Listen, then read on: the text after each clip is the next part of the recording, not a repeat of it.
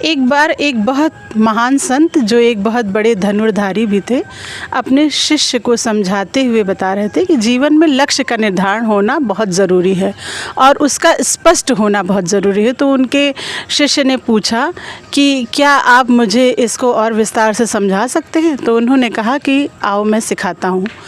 वो एक जंगल में एक पेड़ के सामने खड़े हुए और अपने गले में पहनी हुई माला से एक फूल तोड़कर अपने शिष्य को दिया और कहा कि जाके इस तने के बीच में लगा देना।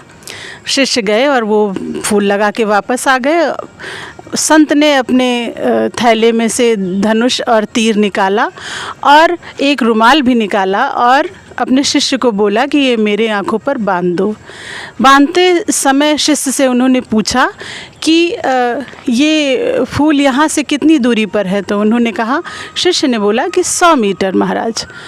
तो 100 फीट की दूरी पे है, जबकि वो शिष्य ने उनको 300 मीटर की दूरी पर लक्ष्य भेदन करते हुए पहले देखा था। उन्होंने आँखों पर रुमाल बांधी और अपना तीर कमान से छोड़ दिया।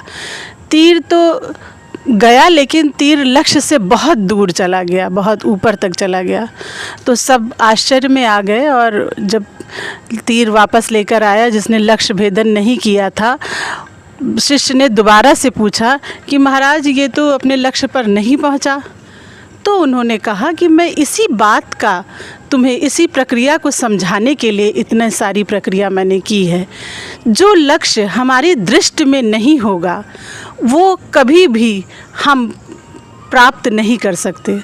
जो हमारी दृष्टि में है, जिसको हम संज्ञान में लेते हैं, जिसको हम लिखते हैं, जिसको हम रोज़ाना अभ्यास करते हैं, उसी को हम प्राप्त कर सकते हैं। पूरे उनके डिमॉन्स्ट्रेशन का सिर्फ एक और एक यही उद्देश्य था।